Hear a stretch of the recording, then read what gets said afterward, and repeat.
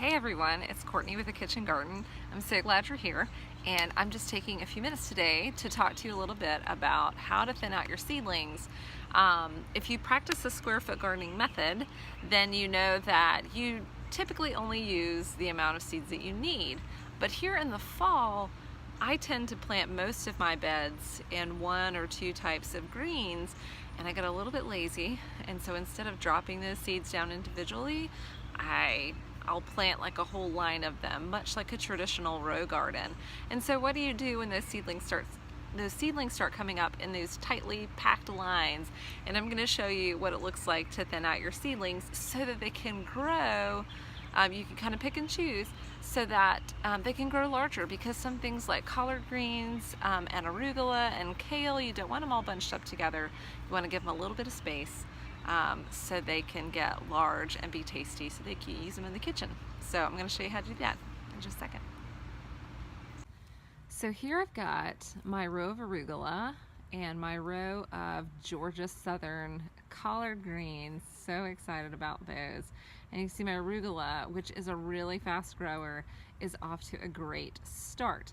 But I've got a little bit too tightly packed, a little more tightly packed than it needs to be, so I'm gonna thin them out. And honestly, I couldn't remember which one was which, so I had to taste them. Arugula has a very particular peppery kind of bite to it, but you'll see that some of these seedlings are kind of small, and so I'm just gonna go through and I'm gonna pull those out. Okay.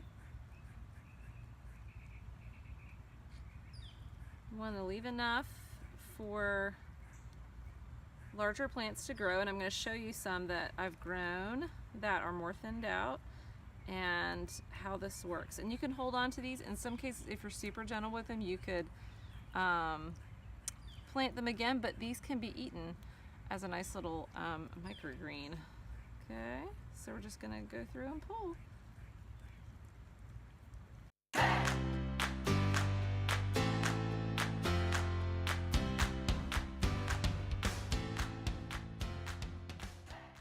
Okay, so I'm back about a week later, because sometimes I like to seed in a bit of a succession and see how things are growing, and that's totally fine. So let's thin out a little bit more before I show you some fully mature plants.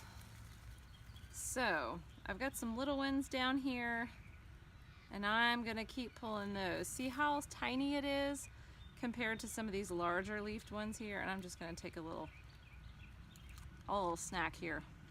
So anyways, I'm gonna pull these up, and again, you can totally eat these. So always wanna eat what you pull up.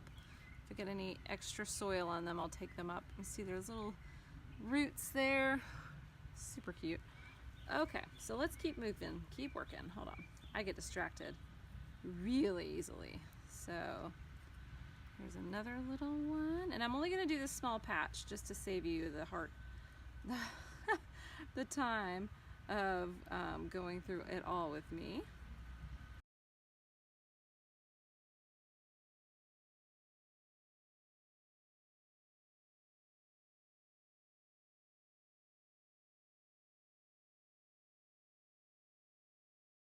And let me show you those fully grown arugula plants.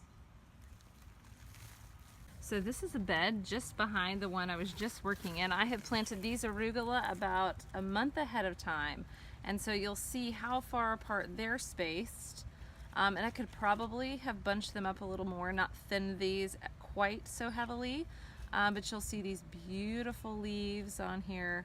And because they do get quite large, I mean, from our little seedlings here, they'll get pretty big if you let them, but hopefully you're also eating off of them as well, and that helps to keep them from crowding one another out. So this is why we thin our seedlings, so they can get big and beautiful and tasty. So that's how you thin your seedlings. Thanks for stopping by.